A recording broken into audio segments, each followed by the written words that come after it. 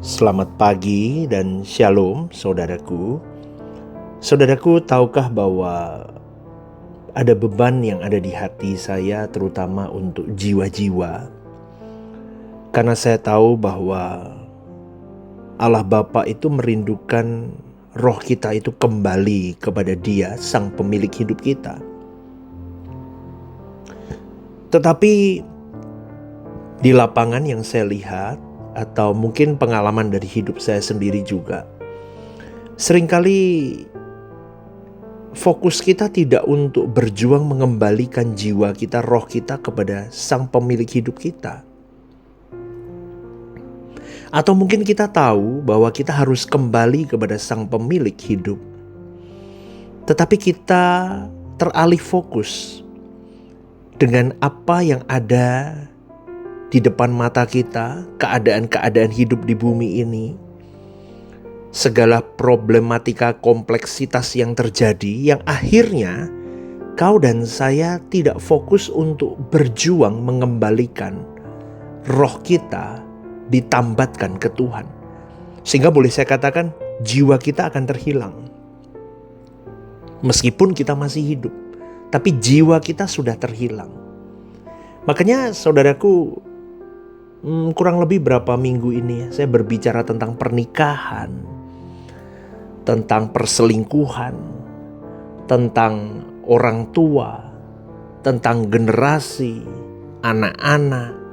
Kenapa? Karena banyak hal yang seharusnya itu menjadi media atau alat atau motor untuk kita bisa merangsang diri untuk fokus ke maunya Allah, yaitu mengembalikan hati kita, menambatkan hati kita, memindahkan hati kita ke surga. Atau dalam bahasa saya, kita menambatkan roh kita ke Tuhan. Tapi buktinya di tengah jalan kita banyak gagal gara-gara hal-hal begitu. Baik keluarga, baik pernikahan, baik anak, baik hubungan suami istri, baik pekerjaan, baik di dalam dunia pelayanan, atau apapun yang tetek bengek hidup kita kecil-kecil, itu kita diserongkan jauh dari Tuhan lama-lama. Karena menumpuk masalah satu belum selesai, 2, 3, 4, 5, 6 terus. Akhirnya kita diserongkan jauh dari yang maunya Tuhan. Dan akhirnya kita seperti masuk ke dalam sebuah lumpur sedot itu. Atau lumpur apa itu namanya, yang nyedot ke bawah itu. Dan kita gak bisa apa-apa. Itulah gambaran kehidupan orang percaya yang sesungguhnya. Maka tiap pagi saya beri renungan the message dalam kebenaran-kebenaran firman Tuhan yang disampaikan. Itu pun saya selalu tujuannya satu, untuk membawa rohmu kembali kepada Sang Pencipta. Tidak ada yang lain, saudaraku. Jadi ini yang harus dimengerti oleh kita semua.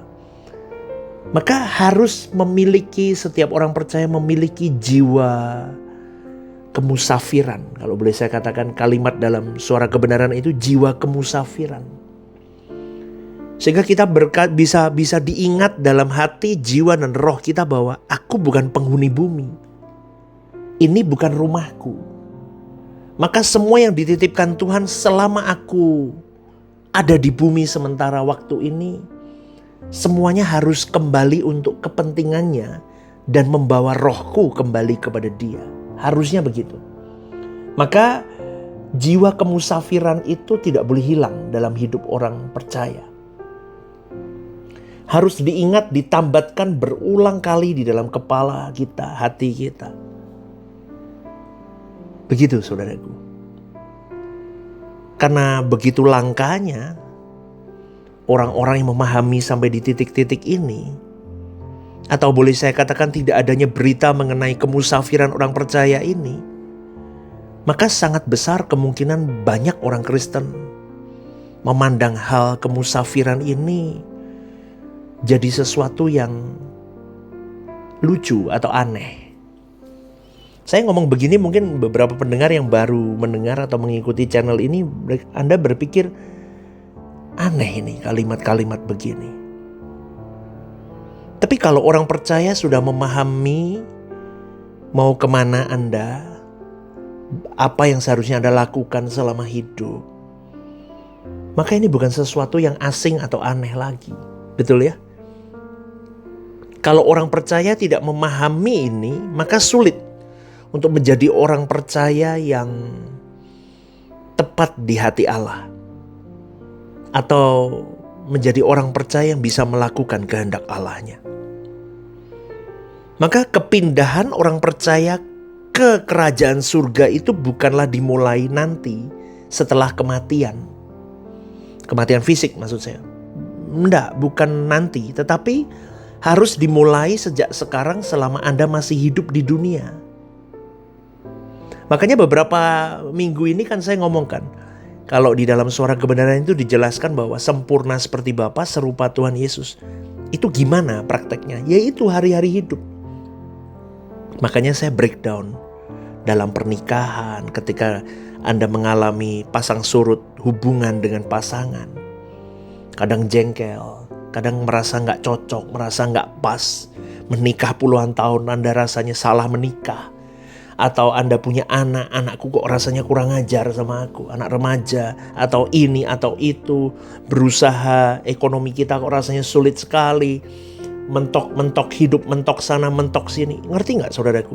Lah, disitulah seharusnya itu semua menjadi motor untuk membawa kita memindahkan hati kita ke surga sejak kita hidup di bumi, gara-gara masalah-masalah kementokan hidup itu. Ngerti? Dengan masalah begitu akhirnya kita bisa merasa bahwa bener ya, aku gak bisa berharap dengan dunia ini.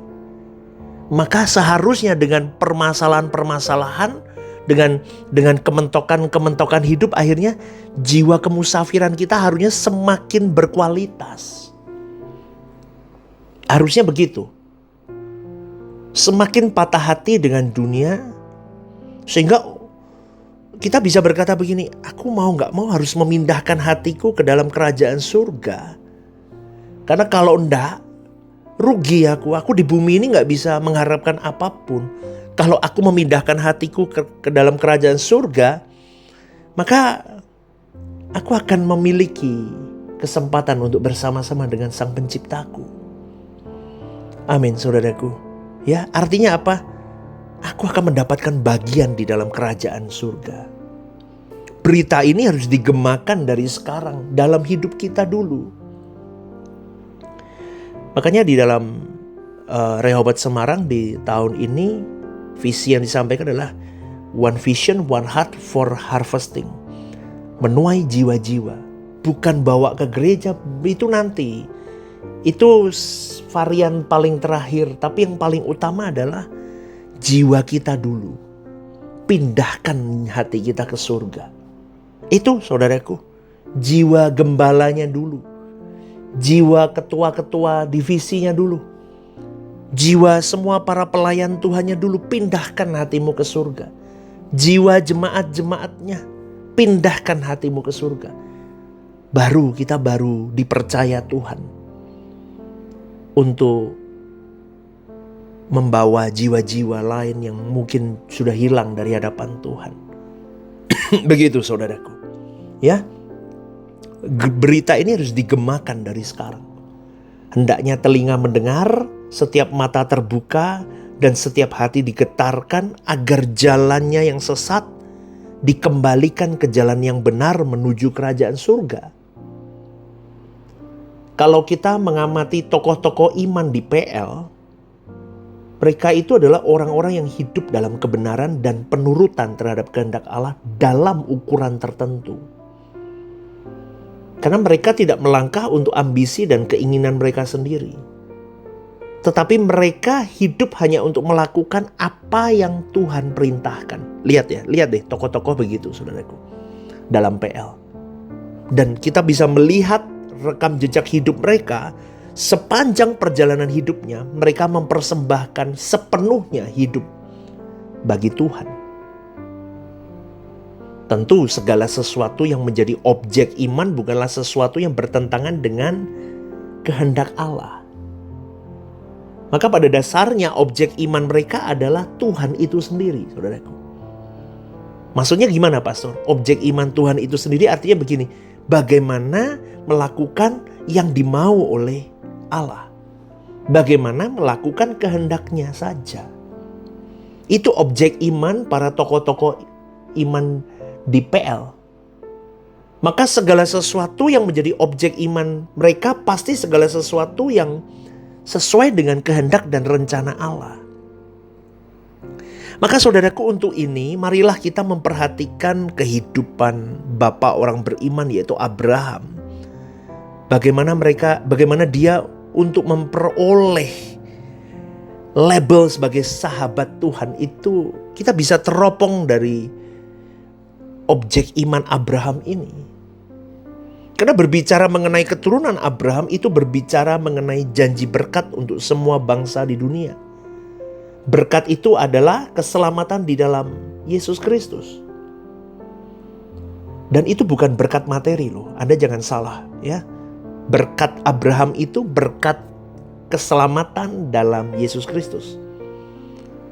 Ya, jangan Anda gandengin karena Abraham itu kaya di zamannya secara materi, maka orang Kristen klaim bahwa Tuhan kan memberkati Abraham dengan materi, maka Tuhan itu akan memberkatiku juga dengan materi seperti Tuhan itu memberkati Abraham. Enggak loh, saudaraku. Ya. Maka saudaraku, sekali lagi, Abraham diberkati luar biasa oleh Tuhan karena Tuhan harus melindungi sosok Abraham ini secara khusus untuk rencana besar Tuhan menyelamatkan dunia. Maka sekali lagi saya ingatkan, kalau seseorang memikul rencana Allah bagi penyelamatan dunia ini, Tuhan pasti proteksi secara khusus hidupnya. Itu saya saksikan dalam hidup saya sendiri, saudaraku. Kalau Tuhan percayakan hal tentang proyek Tuhan dalam hidupmu, jangan khawatir dengan hidupmu. Sama seperti ketika Allah mempercayakan kekayaan materi kepada Abraham, itu untuk rencananya, bukan untuk Abraham. Maka kemusafiran Abraham inilah yang harus diteladani oleh engkau dan saya. Abraham tidak tertambat dengan apa yang ada di tangannya yang dititipkan Tuhan untuk melancarkan semua proyek Tuhan dalam hidup Abraham. Abraham tetap berani berkata, "Ku berikan semua, termasuk anak tunggalnya." Kau dan saya harus sampai di titik itu. Karena kalau kita tidak membangun jiwa kemusafiran yang berkualitas, apa yang dititipkan Tuhan dalam hidup kita bisa menjebak kita dan jatuh kita. Tetapi kalau apa yang dititipkan Tuhan itu dengan kita membangun kualitas kemusafiran dalam diri kita, maka semuanya itu tidak akan melekat dalam hidup kita. Maka kalau orang percaya tidak menemukan isi iman Abraham di dalamnya, termasuk hidup kemusafirannya, berarti tidak layak mengaku sebagai orang beriman anak Abraham. Maka dengan demikian boleh saya katakan belum terhisap sebagai umat pilihan, atau belum terhisap sebagai anak perjanjian. Karena anak Abraham dalam iman harus memiliki jiwa kemusafiran seperti Abraham itu. Maka kualitasnya harus terus dibangun, saudaraku, dari semua kompleksitas hidup. Amin gak nih? Itu perjuangan kita loh, menangin jiwa kita. Karena menjadi orang Kristen yang berjiwa musafir seperti Abraham itu bukan karunia, tapi itu pilihan-pilihan yang kita pilih dalam setiap kementokan-kementokan hidup.